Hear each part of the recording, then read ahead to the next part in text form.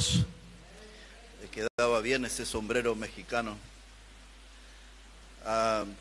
Hermanos, después al finalizar la reunión, ustedes vi que hay en la mesa de entrada, y si no, tiene que encontrar por aquí, es un informe para la conferencia misionera, y ahí usted va a encontrar una descripción de lo que va a ser ahí el espíritu de la conferencia que vamos a iniciar el viernes. Y lo primero que vamos a ver ahí, que este es un gran mandato de Dios, el de la gran comisión, el de ir por todo el mundo, predicar el evangelio.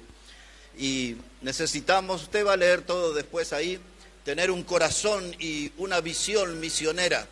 Por eso nuestro lema es en el Evangelio de Juan, capítulo 4, verso 35, donde Jesús dijo: alzad vuestros ojos y mirad los campos que están listos para la siega.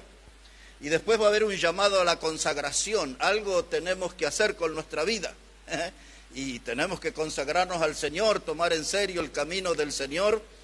Y luego también una oración, como una visita al trono de Dios. ¿Cuántas visitas hacemos? Algunos están muy flacos en su vida de oración.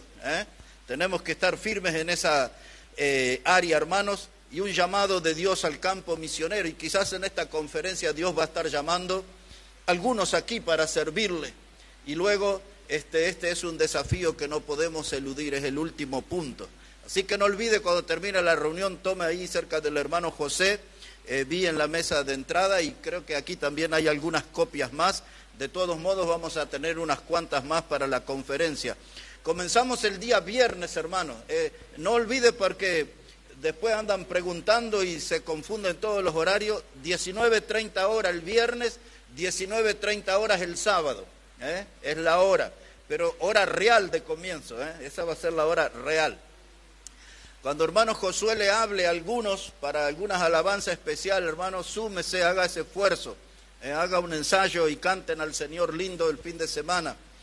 Y tenemos ya todos los grupos. Hermano Ramiro, si usted quiere sumarse, todos deberían participar en algún grupo, buscando información, fotocopias, en fin, de lo que quieran enseñarnos sobre Bolivia. El hermano ahí está trabajando y seguro vamos a aprender cosas sobre Bolivia que no sabemos.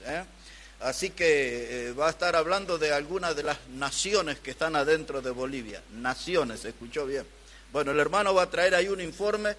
Ya tiene algunos que le acompañan, pero si usted quiere trabajar por Bolivia, hable con el hermano Ramiro. Hermana Ruth va a trabajar con los niños y nos van a traer informes sobre Paraguay. Como fue dicho, hermano Claudio va a estar trabajando con México, o sea que no se lleve el sombrero a la casa, que lo vamos a precisar. Y hay otras cosas, hay un termo de tereré de Paraguay, y hay otras cosas. No se lleve nada, que precisamos todo para la conferencia. Hermano Jaime va a estar trabajando por Argentina, así que seguro va a necesitar ayuda también, si usted quiere ayudar para el informe sobre Argentina. Y después hermano Alex va a estar trabajando con Uruguay, nos va a estar contando cómo llegó el evangelio al Uruguay, las dificultades enormes que hay para predicar. Hermano Jefferson nos va a estar hablando de China. Todos en algún momento, el viernes, sábado, domingo, van a pasar aquí, nos van a contar cosas de todos estos lugares, cómo Dios está obrando, cómo actuó en el pasado, cómo se están sucediendo las cosas hoy.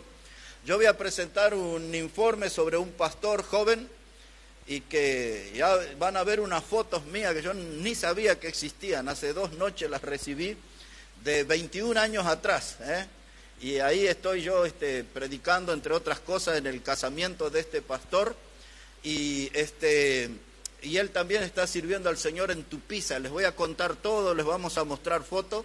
Ayer estuve pidiendo a los hermanos si podemos proyectar aquí, ellos saben cómo hacer eso. Y me está faltando, bueno, yo voy a estar trabajando con la hermana Verónica y alguien más que quiera ayudarme. Voy a estar hablando sobre las nuevas tribus, cómo los misioneros están trabajando en distintas tribus en el mundo. Voy a hablarles algo quizás de Nueva Guinea, de Papúa, de lugares que usted quizás nunca oyó, pero Dios está obrando en esos lugares. Y por último, también voy a estar hablando a alguien de nuestros hermanos en los países perseguidos. tenemos más de 250 millones de cristianos hoy perseguidos. El diablo anda con ganas de matarlos a todos. Tenemos que orar y tenemos que saber de cómo esa gente está trabajando y sirviendo en medio de las grandes persecuciones. Las persecuciones no son cosas del pasado, son de nuestros días. Así que, bueno, hermanos, para entrar ya en el mensaje, solo quiero mencionar, ni siquiera voy a dar su nombre porque todos deberían conocerlo, es la voz de las noticias en la colectividad boliviana por muchos años, y mi compañero de trabajo en las transmisiones, y hoy nos está acompañando aquí. No voy a dar su nombre, si usted quiere mirar para atrás, mire, pero lo tiene que reconocer.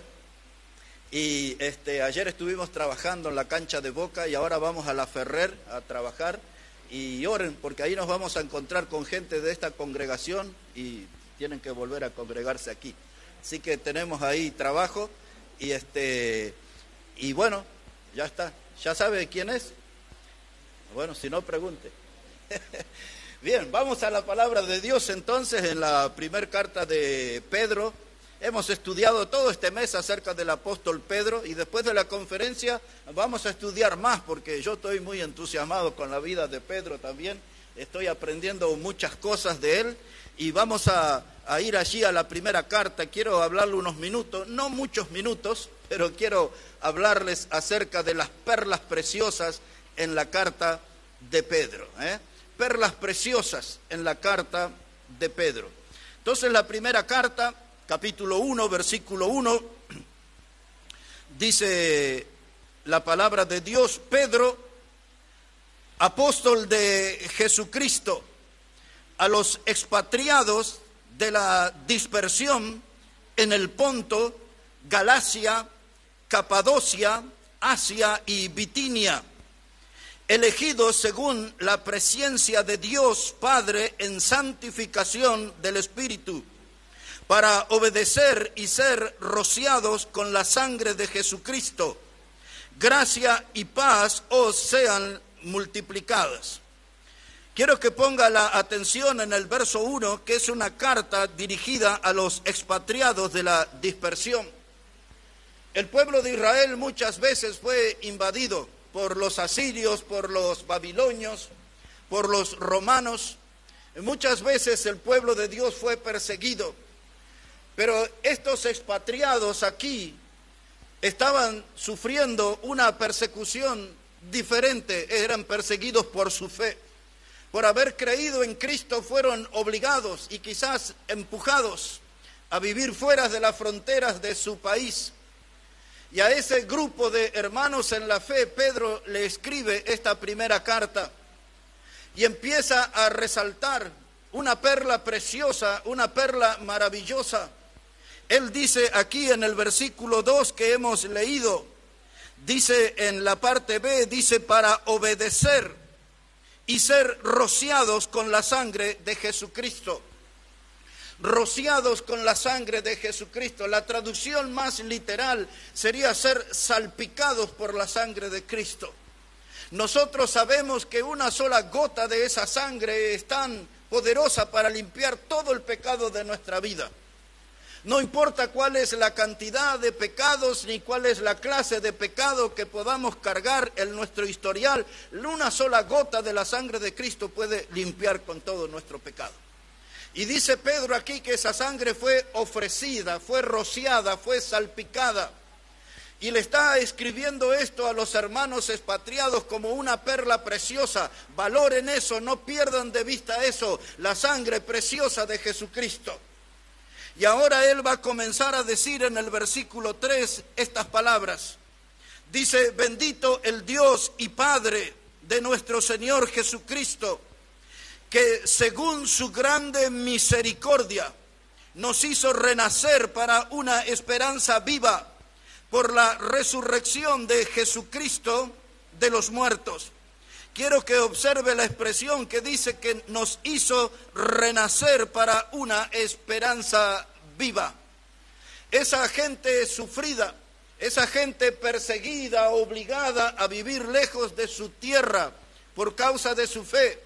Ahora Pedro les recuerda otra perla preciosa en su carta, que nosotros hemos sido renacidos para una esperanza viva. Eso quiere decir que por la obra de Cristo en nuestra vida hemos nacido de nuevo. Aquel que ha procedido al arrepentimiento genuino, sincero de sus pecados delante de Dios, él es una nueva criatura, él es un nacido de nuevo, él es ahora un miembro de la familia de Dios. Y Pedro dice, Dios ha hecho esa maravilla en nosotros y ha puesto una esperanza viva. La esperanza viva para nosotros es el heredar la vida eterna que Dios preparó para nosotros. No es eso una esperanza muerta, no es eso una esperanza olvidada, no es esa una esperanza que desvalorizamos, es una esperanza viva, es una certeza que somos herederos de la vida eterna porque fuimos rociados con la sangre de Cristo. Y Pedro empieza a describir estas perlas preciosas a modo de aliento a los que estaban en el sufrimiento. Y ahora quiero pasar a nombrarle unas perlas preciosas aquí. Yo le llamo a esto la riqueza de nuestra herencia. Y me gustaría que ponga atención porque quizás no muchas veces va a escuchar en su vida acerca de esto. Lo que es la riqueza de nuestra herencia. En 4 palabras explicaré eso. Observe cómo dice ahí Primera de Pedro, el capítulo 1, versículo 4. Ahí les voy a explicar la riqueza de nuestra herencia, tal cual como Pedro le explicó a los expatriados en la dispersión. Verso 4 entonces dice, para una herencia incorruptible, incontaminada e inmarcesible, reservada en los cielos para vosotros. Vamos ahí a desmenuzar este texto un poco. Dice la palabra de Dios que la herencia que nosotros hemos conseguido por haber sido rociados por la sangre de Cristo, y como resultado de ese encuentro con la sangre de Cristo, nuestros pecados fueron perdonados, fuimos renacidos para una esperanza viva, y ahora nos habla de una herencia. Y la primera característica que nos da de esa herencia dice que es inmarcesible. La herencia que Cristo preparó para ustedes y para mí, no por mérito nuestro, porque no hay ninguna clase de mérito en nosotros. Todo ese logro es debido a la muerte y resurrección de Jesucristo en la cruz. Y Él consiguió una herencia y nos dicen, recuerden, es inmarcesible. Eso quiere decir que no es algo que se marchita. Algunos de nosotros quizás podemos amar mucho sobre las plantas, las flores, las cuidamos, las regamos, pero en algún tiempo alguien se descuida, las expone mucho tiempo al sol y esas plantas o flores comienzan a marchitarse. La herencia que Cristo preparó a los que fueron rociados con su sangre, salvos por su sangre, esa es una herencia que no se marchita. No depende de nuestros cuidados, eso es trabajo del Señor, obra del Señor. Él está conservando una herencia celestial para cada uno de nosotros. Y Él dice, tranquilo, esta es la perla preciosa, no se marchita. No va a cambiar su estado, no va a cambiar su aspecto. Es una herencia inmarcesible. Note la segunda palabra del verso 4. Dice, incontaminada. Es decir, que esa herencia no corre ningún riesgo de ser afectada por ninguna clase de virus ni ninguna clase de impureza. Él dice que es una herencia incontaminada, que se mantiene en permanente pureza, conservada para nosotros. Y eso es una perla preciosa. La tercera perla preciosa que él nombra en este verso 4 dice que es inmarcesible, incorruptible. Esa es la primera, quiere decir que no se echa a perder, se conserva para siempre, tiene un estado de eternidad. Y ahora él va a profundizar ese concepto en la cuarta palabra. Observe cómo termina el verso 4. Dice, reservada en los cielos para vosotros. Reservada, ahí está, cuidada, garantizada. En el idioma griego esta palabra reservada que Pedro usa acá es un término de la vida militar. Pedro tomó esa palabra reservada, reservado, es un término de la vida militar y se usaba cuando un prisionero era puesto cautivo en una fortaleza. lo que hoy llamaríamos nosotros una cárcel de máxima seguridad. Quiere decir que ese prisionero era imposible que se escapara de ese lugar. Así es el término que usa Pedro para referirse a nuestra herencia. Ni usted ni yo podremos escapar del cielo si ya hemos sido salvos por Cristo Jesús. Y no tiene que tener el concepto de prisión, porque, o si usted quiere, úselo, seremos prisioneros en el cielo eterno que Cristo preparó para nosotros. Y estas perlas preciosas está hablando Pedro en su carta, una herencia para aquellos que han renacido por una esperanza viva, inmarcesible, incorruptible. Dice Pedro aquí también, y esa herencia es incontaminada, y esa herencia está guardada para nosotros. Todo en la mano de Dios es símbolo de garantía, todo en la mano de Dios es símbolo de cuidado. Y si tenemos todo eso que nos espera en el porvenir, ¿qué hacemos hoy? Porque todos sabemos nosotros que el diablo está bien decidido a arruinarnos la vida y a complicarnos la vida. Todos nosotros cada día tenemos diferentes clases de tropiezos, de luchas, de batallas que parecen interminables. El diablo ha logrado borrar la sonrisa de muchos, pero el Señor dice, si ya tenemos esa herencia incorruptible, inmarcesible, incontaminada, reservada, no se preocupen del porvenir, empiecen a luchar ahora en el presente. Y Pedro nos va a contar con quién vamos a luchar, pero aquí en la primera carta y el capítulo 5 ahora. Observe ahí, por favor, primera de Pedro 5, versículo 8. Dice la palabra de Dios, primera de Pedro 5 y el verso 8, dice Pedro, sé sobrios y velad, porque vuestro adversario, el diablo, como león rugiente, anda alrededor buscando a quien devorar. Sé sobrios y velad. Esa palabra velad nos habla de estar en un estado de alerta, en un estado de continua expectativa. No se preocupe del futuro, ya hemos visto que está todo asegurado y garantizado. Ocupémonos en la batalla de hoy, en la lucha de hoy. Y identifique bien el adversario. El adversario no son nuestros hermanos en la fe, ni siquiera la suegra es el adversario. El adversario es el diablo. Nunca se equivoque de quién es el adversario. Dice, nuestro adversario, el diablo, anda como león rugiente. Ustedes y yo tenemos que velar, con los ojos abiertos, atentos. Porque el león, cuando se apodera de una presa, ahí la destroza y se la devora. Lo mismo hace el diablo. Y entonces tenemos que estar atentos. No hay que tener amistad con él. La Biblia le da el título que él es nuestro adversario. Porque hay muchos cristianos que coquetean con el diablo. Hay muchos cristianos que andan de la mano con el diablo. Hay muchos cristianos que dicen que son seguidores de Cristo, pero viven como el diablo.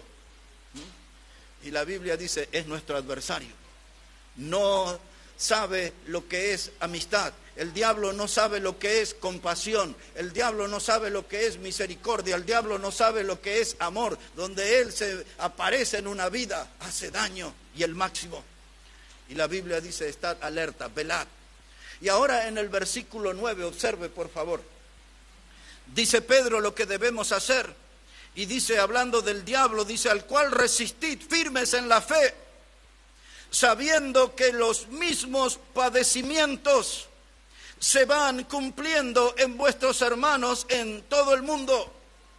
Ahora, este es un mensaje para aquellas clases de personas que dicen, ay, pobrecito de mí, mire todo lo que pasa en la vida conmigo. Mire cómo la vida me maltrata, mire cómo la vida me golpea. Yo que soy una buena persona, que soy un buen ciudadano, que soy un ser amable, dice Pedro, dice, tiene que resistir al diablo y tiene que hacerlo a través de su fe.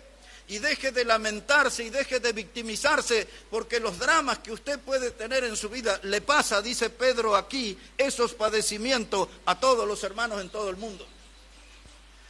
Nosotros podemos quejarnos porque el colectivo nos dejó plantados ahí, No nos levantó, no nos vio. Tuvimos que esperarlo una hora. Nosotros nos quejamos por hacer fila en el mercado por pagar lo que hemos comprado. Nosotros nos quejamos porque la panadera se puso a atender el celular y no nos vende el pan. Nos quejamos de muchas cosas, hermanos, pero hay hermanos que están siendo perseguidos por su fe, muertos por su fe, quemados en muchos lugares, ahorcados en estos días que estamos viviendo. Y nosotros nos reunimos libremente, cantamos, nos saludamos, hasta comemos juntos en algunas ocasiones y nos quejamos de la vida, cuando hay otros que están teniendo verdaderos tormentos. Y Pedro dice, deje de lamentarse y enfrente al diablo con esta arma, firmes en la fe. Ahora usted sabe que la Biblia dice que la fe viene por el oír y el oír la palabra de Dios. Si usted no oye la palabra de Dios, si usted no lee la palabra de Dios, su fe va a ser débil y va a ser víctima fácil del diablo. Pero nosotros tenemos que resistirle firmes en la fe. El capítulo 4 de Santiago, una carta muy cercana a esta, dice que nosotros tenemos que resistir al diablo y él huirá de vosotros. Y eso es bien interesante porque la Biblia no dice que hagan todas esas payasadas que se hacen en los cultos modernos, que corren al diablo con un cinto, otros lo barren con una escoba en los cultos. Eso es ridículo, hermano. Y hay otros que hasta han hecho canciones que hay que pisarlo al diablo. No, la Biblia dice que hay que resistirlo. Siempre es el término que usa la Biblia, resistir. Cuando Santiago escribe esa palabra en el capítulo 4 de su carta, literalmente él está hablando de cavar una trinchera, un pozo, y ahí lo estoy esperando, que se venga. Resistir. De eso se trata, mis hermanos. Y Pedro dice frente a ese adversario que es astuto, engañoso y poderoso también, dice, lo vamos a resistir con la fe. No era la idea, pero ya que estoy aquí, le voy a llevar a la primera carta de Juan, al capítulo 5. Estamos cerquita, un poquito más adelante, tiene la primera carta de Juan, capítulo 5. Y mire lo que dice en el versículo 4. Primera de Juan, el capítulo 5 y el versículo 4. ¿Ya lo encontró, hermano? Es muy importante ese texto que dice así, porque todo lo que es nacido de Dios, nosotros los que hemos renacido para la esperanza viva, decía Pedro. Ahora Juan dice, porque todo lo que es nacido de Dios vence al mundo. Y esta es la victoria que ha vencido al mundo. ¿Qué dice su Biblia? Nuestra fe. ¿Y quién es el príncipe de este mundo? El diablo, dice la Biblia. ¿Qué es lo que vence al mundo? Y a su príncipe incluido, nuestra fe. Y después este capítulo 5, yo les recomiendo que puedan leerlo todos, porque habla de los jóvenes y hablan de los mayores, de cómo tenemos que pararnos en la fe en esta batalla diaria que tenemos. Aquí están las herramientas para resistir al adversario. Pero Pedro nos está dando ahí unas perlas preciosas. Nos habló acerca de la sangre rociada, nos habló de que hemos renacido para una esperanza viva, nos habló sobre la clase de herencia que nos espera, las riquezas de esa herencia, nos está enseñando cómo combatir con el adversario. Y ahora un poquito más, volvemos a Primera de Pedro, el capítulo 2. Primera de Pedro, el capítulo 2, y mire cómo dice la palabra allí en el verso 9. Primera de Pedro, capítulo 2, verso 9.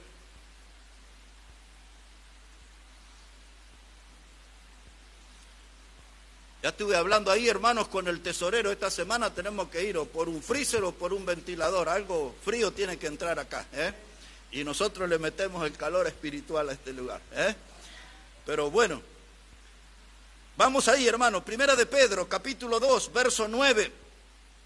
Ahora está hablando de esas perlas y nos recuerda, dice, más vosotros sois linaje escogido. Ustedes y yo, hermanos, linajes escogido.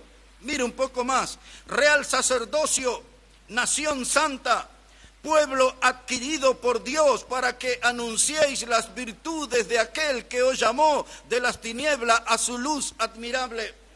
Cuando usted y yo estábamos perdidos en senderos de pecado, cuando usted y yo estábamos en la oscuridad de este mundo, en las tinieblas, cuando el diablo nos maltrataba, Cristo nos salvó. Y dice este versículo 9 que nos hizo un pueblo adquirido por Dios, nos compró con sangre. El mismo Pedro dice, y usted lo tiene ahí a la vista, dice la palabra de Dios, Primera de Pedro, capítulo 1, versículo 18. Primera de Pedro 1:18 dice, sabiendo que fuisteis rescatados de vuestra vana manera de vivir, la cual recibisteis de vuestros padres, no con cosas corruptibles como oro o plata, sino con la sangre preciosa de Cristo, como de un cordero sin mancha y sin contaminación. Ahí Pedro habla el precio de nuestra salvación. Yo lo pondría en estos términos: el alto costo por una baja vida. Nuestra vida era baja, era pecaminosa, y el costo de nuestra salvación fue la sangre preciosa de Cristo. Dice Pedro, no fue con oro, no fue con plata, no fue con piedras preciosas, fue con la sangre del Cordero de Dios. Y ahora esa sangre es lo que logró, lo que yo estoy explicando en el capítulo 2 y verso 9, que ahora somos linaje escogido. Linaje escogido. Y ahora dice que somos real sacerdocio. Los bautistas a través de la historia hemos creído en la doctrina que se llama el sacerdocio universal. Pues ¿a qué se refiere esa doctrina histórica? Que cada uno de nosotros como sacerdotes tenemos entrada directa a la presencia de Dios por medio de Jesucristo. Hay religiones en el mundo que tienen que entrar por medio de un sacerdote o de una autoridad eclesiástica a Dios, según ellos. Pero según la Biblia, nosotros somos real sacerdocio. Eso quiere decir que somos gente que está cercana a Dios. No necesitamos intermediario, porque el único mediador entre Dios y los hombres, dice la Biblia, es Jesucristo hombre. Así que mire los privilegios de haber sido rociados con la sangre de Cristo, los privilegios de haber sido renacidos para una esperanza viva, los privilegios de la riqueza de la herencia que nos espera, la posibilidad diaria que tenemos de luchar contra nuestro adversario. Y ahora dice que fuimos comprados con la sangre preciosa del Cordero, somos linaje escogido, somos real sacerdocio. Y una cosa más dice Pedro, pueblo adquirido por Dios. En otras palabras, eso quiere decir que somos propiedad de Dios.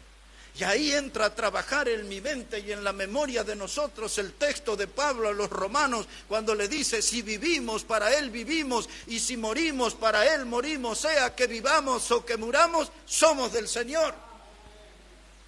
Es lo que la Biblia dice. Y ahora dice, somos pueblo adquirido. Y hermanos, si somos de Cristo, si somos de la familia de Dios, pues vivamos para Dios. Y empecemos a eliminar todas las cosas mundanas, y empecemos a eliminar todos nuestros ritos paganos, y empecemos a eliminar todos los malos hábitos que le dan mal testimonio a nuestra vida, y comportémonos como hombres y mujeres que pertenecemos al pueblo adquirido por Dios. Se los dije, esta primera carta tiene perlas preciosas para nosotros.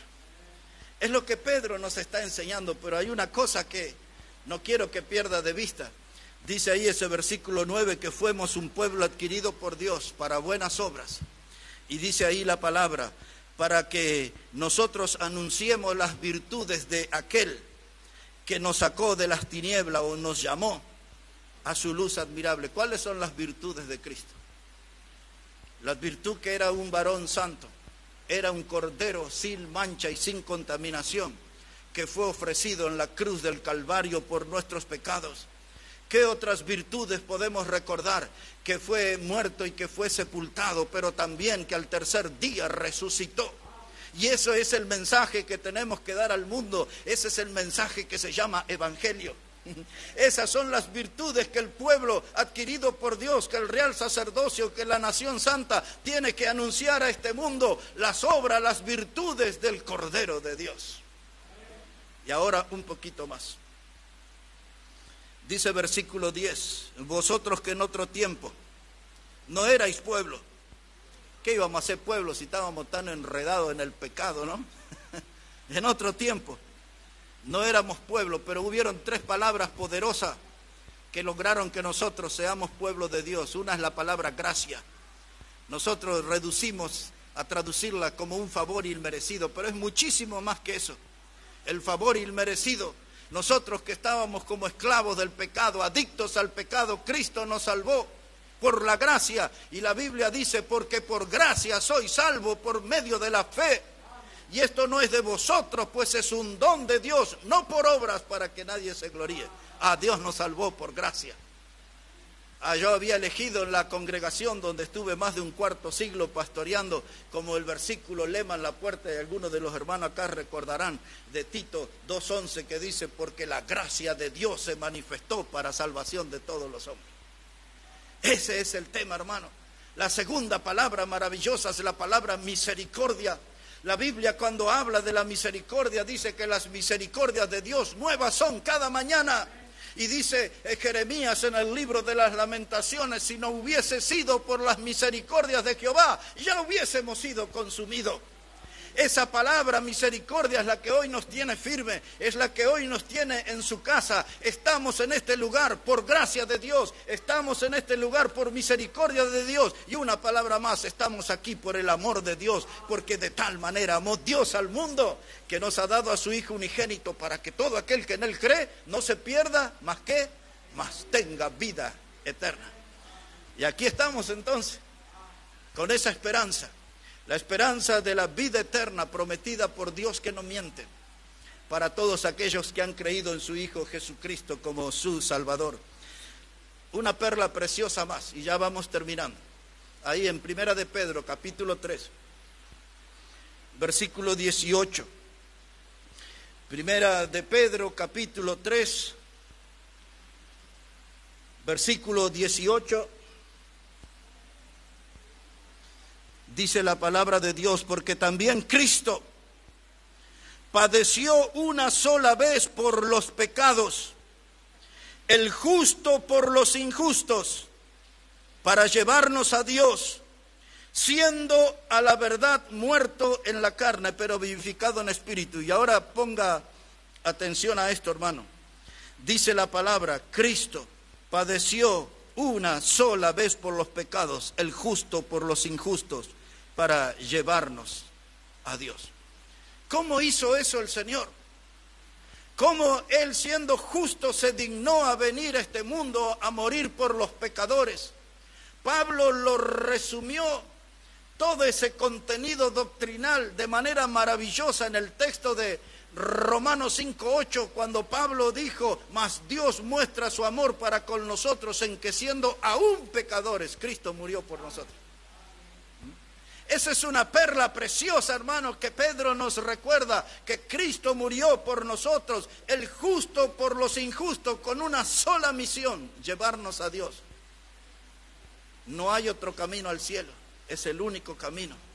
Por eso en Juan 14:6 Jesús dijo, yo soy el camino, la verdad y la vida, y nadie viene al Padre si no es por mí.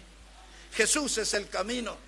Allí Lucas lo explicó claro en Hechos 4:12, cuando dice, no hay otro nombre bajo el cielo en el que podamos ser salvos, solo es en Cristo, hermano. Y Pedro nos recuerda esa perla preciosa, el justo, Jesús, muriendo por los injustos, nosotros, con esta misión, llevarnos a Dios. Una persona que no encuentra a Cristo estará perdido para siempre. Por eso nosotros tenemos que hablar de las virtudes de aquel que nos llamó de las tinieblas a su luz admirable. ¿Cómo anda en nuestra vida? ¿Andamos en tiniebla o andamos en luz? ¿Estamos teniendo problemas en la oscuridad o nos estamos conduciendo correctamente en el sendero de la luz? La Biblia dice que ella es lámpara a nuestros pies. Si quiere andar rectamente, debe andar a la luz de la palabra de Dios. Perlas preciosas aquí en la carta de Pedro. Pero en esta primera carta, capítulo 2 y verso 24, voy a terminar con ese texto. Tendría muchas cosas más para decir, pero ya después de la conferencia vamos a retomar la vida y las cartas de Pedro. Pero observe con atención, primera de Pedro, capítulo 2, verso 24. Habla de Jesús y dice, quien llevó él mismo nuestros pecados en su cuerpo sobre el madero, para que nosotros, estando muertos a los pecados, vivamos a la justicia, y por cuya herida fuisteis sanados. Merece la explicación esta última expresión, por cuya herida fuisteis sanados. No está hablando aquí que Dios ha sanado de un cáncer, de un tumor o cualquier clase de enfermedad, cosa que Dios sí puede hacer. Pero cuando dice aquí que fuimos sanados por las heridas, está hablando de la herida mortal del pecado. Y esas heridas de Cristo por los cuales salió la sangre preciosa de su cuerpo, esa sangre es la que sana de esta enfermedad mortal que se llama pecado. Donde la sangre de Cristo toca una vida pecaminosa, esa vida se limpia, se purifica. Y ahora Pedro cuenta en este verso 24 que todo eso lo logró llevando nuestro pecado sobre su cuerpo en el madero.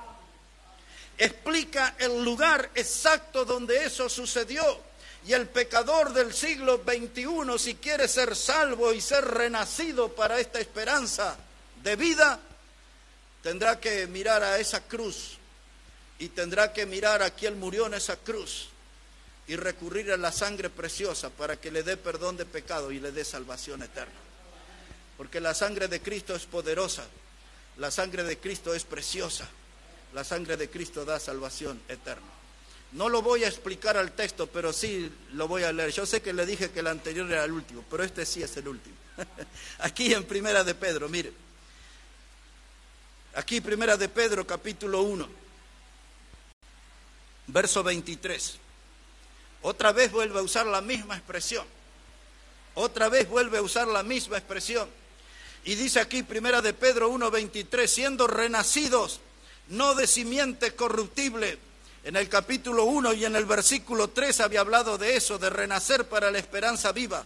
Y ahora dice que nosotros hemos sido renacidos no de simiente corruptible, sino de incorruptible por la palabra de Dios que vive y permanece para siempre. Ahora mire lo que dice, nosotros nacimos de nuevo, somos herederos de la vida eterna. No por una promesa de algún divagante, de algún delirante. La promesa de la vida eterna la tenemos sustentada en la palabra de Dios que permanece y vive para siempre.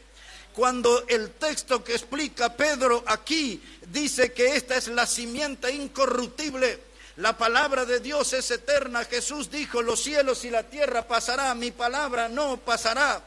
Es una simiente incorruptible.